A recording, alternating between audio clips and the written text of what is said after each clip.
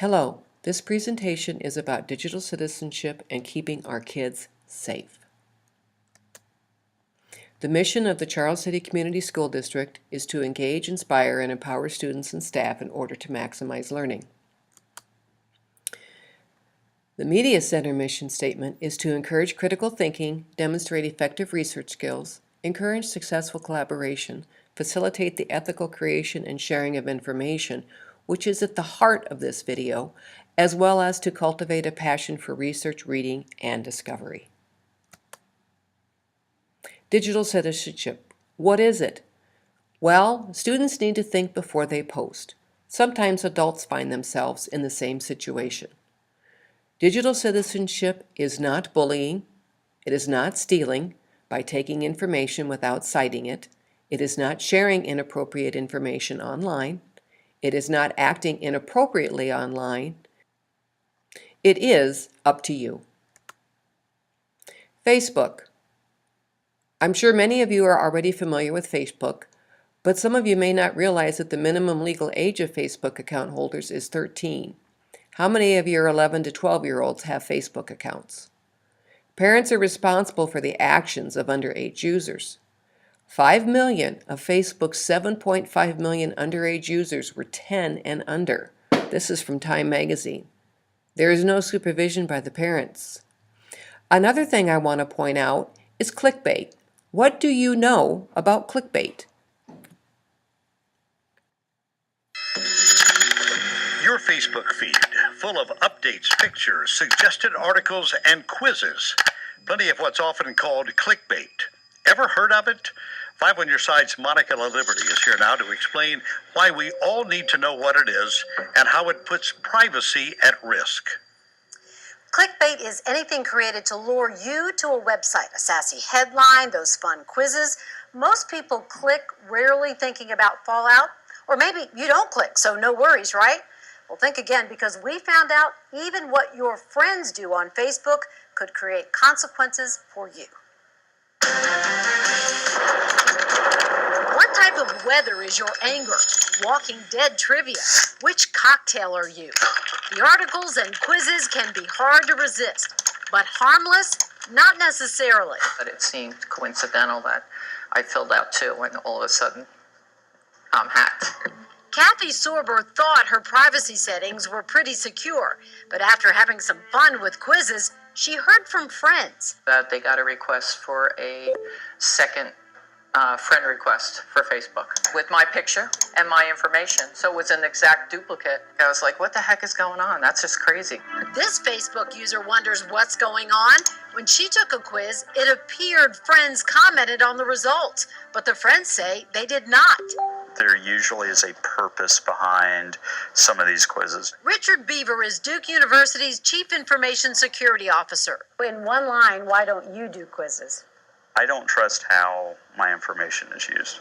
Cyber experts warn in one scam making the rounds right now, thieves use clickbait to hijack your account and send new friend requests for a fake account, like what happened to Kathy. Then they pose as your friend and ask for money or lure you to another website where you might share personal information. Scammers also use quizzes to trick you into downloading malware. At a minimum, Beaver says the quizzes usually allow third-party links, full access to your account. You grant permission in those often unread privacy policies. Almost all of the apps we check have access to your public profile, friend list, email address, timeline posts, and photos. That's a lot of information. That's a lot of information to take a quiz. Feel okay about that? Access often extends to friends, so even if you aren't playing along with the games and quizzes, if you're connected with someone who is, your information is also up for grabs. It would be as if you just made the quiz your friend. So whatever settings you have as friend of a friend, the application owners and the authors have access to that. So what can you do to end that access? Well, whether you're on a desktop, your phone, or a tablet, you want to go into your account settings and then apps. Experts say the most important change you can make involves apps others use.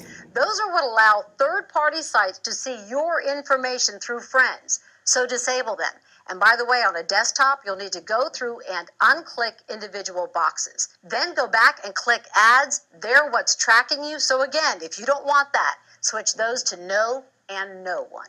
It's amazing how much they can find out just from Facebook.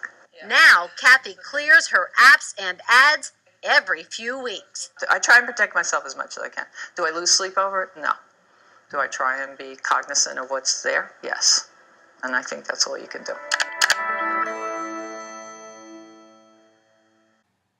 Parents, please talk to your children about clickbait and help them change the settings in their phones and on all of their other devices. This leads to the next video segment. Haters and trolls. Those online bullies. Haters and trolls are people who go online, often anonymously, and write mean comments, sometimes with the goal of getting a response. Here are 5 tips for dealing with haters and trolls. First, don't respond. Responding will likely make things worse. Second, ignore them. Focus on positive comments and move on. Third, delete, block, or unfollow. Use the site's privacy settings to disconnect from the person. Fourth, report it. Use the community reporting tools to let the site know that someone is abusing their guidelines. And fifth, take screenshots. If the comments are really bad, save the evidence in case things escalate. For more tips and advice, visit us at commonsense.org. Tumblr.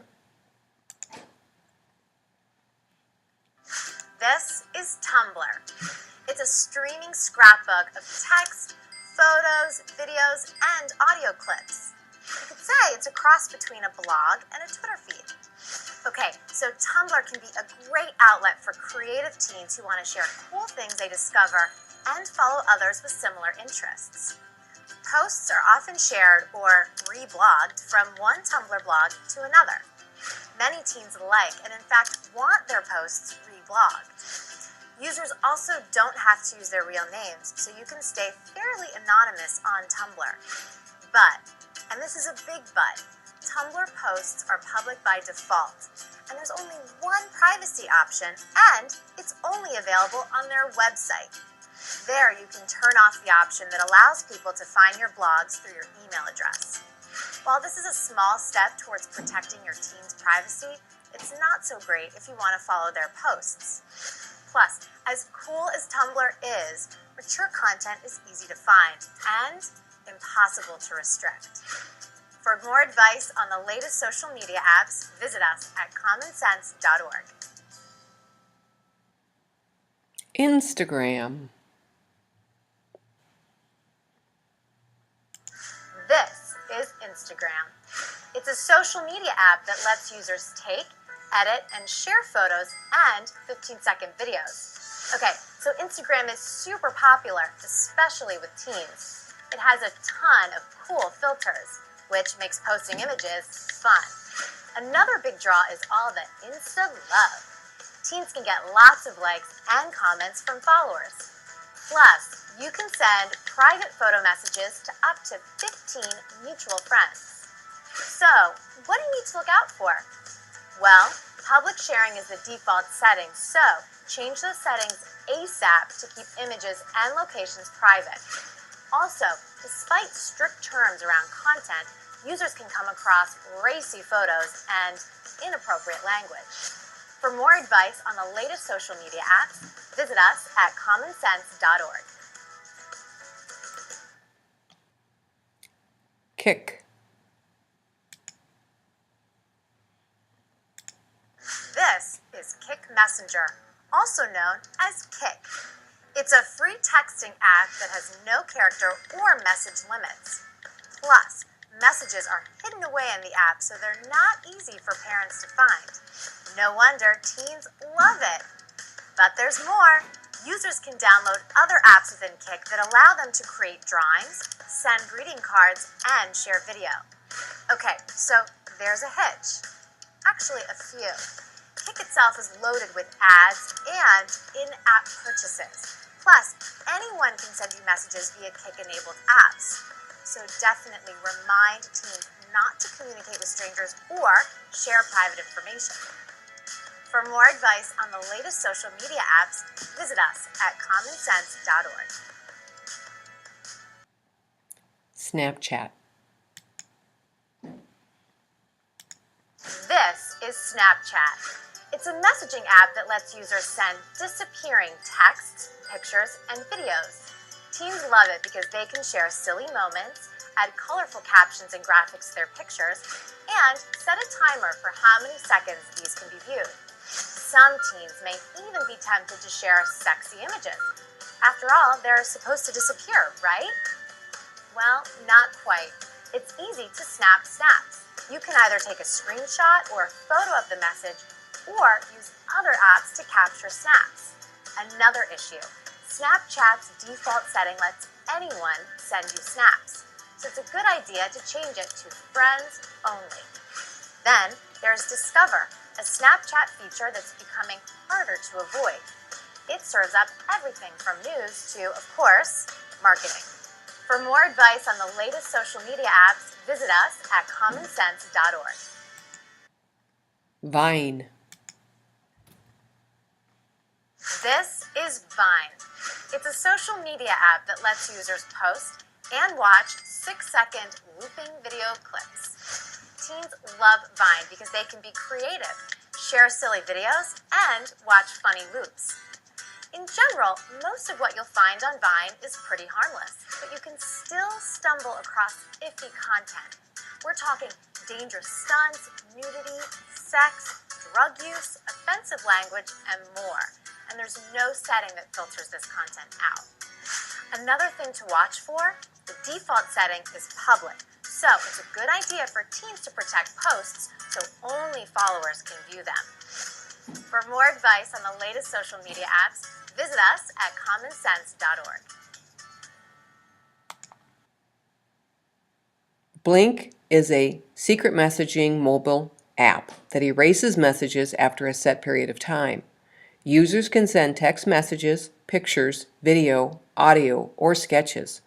While the images and messages do disappear, it is easy for users to take a screenshot of them and save them forever. Users can also chat one-to-one or in groups. Parents should be aware of the app as it allows kids and teens to communicate covertly with no evidence that the conversation has ever taken place. So one of the things that you as parents should take away from this video is that you need to get a hold of your children's phones, laptops, whatever devices they're using, and make sure these settings are changed, and please discuss this with your children. Technology addiction is an issue. We do see students who absolutely cannot part with their cell phone during the school day, and they are checking it constantly. This is not a healthy situation.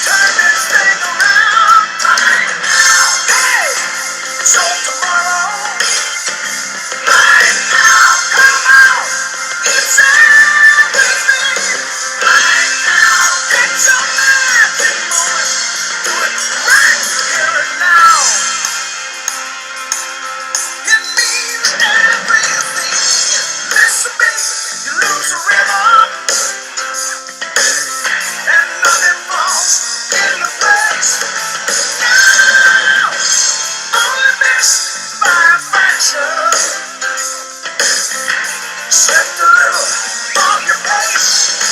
The more things you get, the more you want.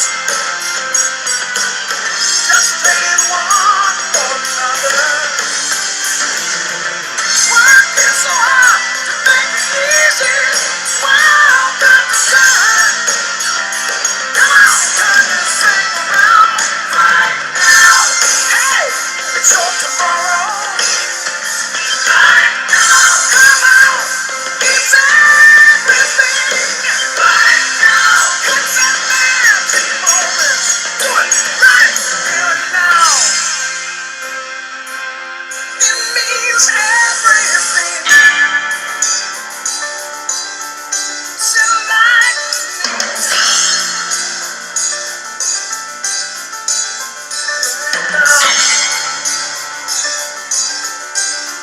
What are you waiting for?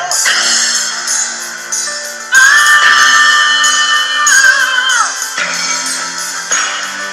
Yeah!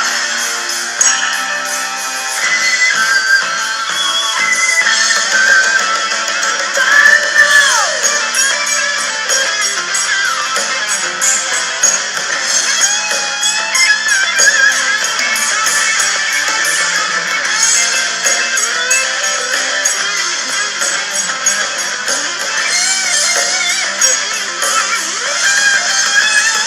Right now! Hey! It's your tomorrow. Right now! Come on! It's everything. Right now! It's that magic moment. And do it right now.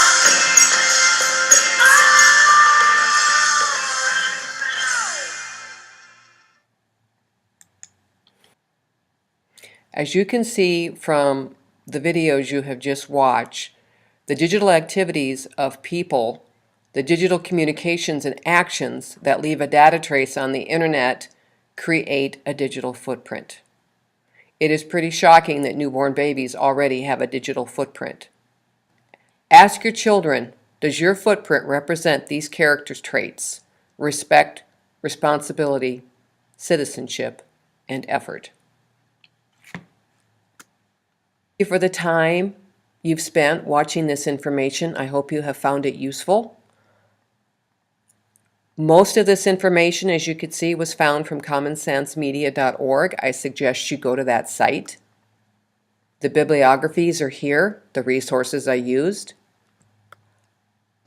If you are interested in sharing some of these videos with your children, this presentation will be online. Click on the link for students, go under resources, and click on library, and that is where you will find it.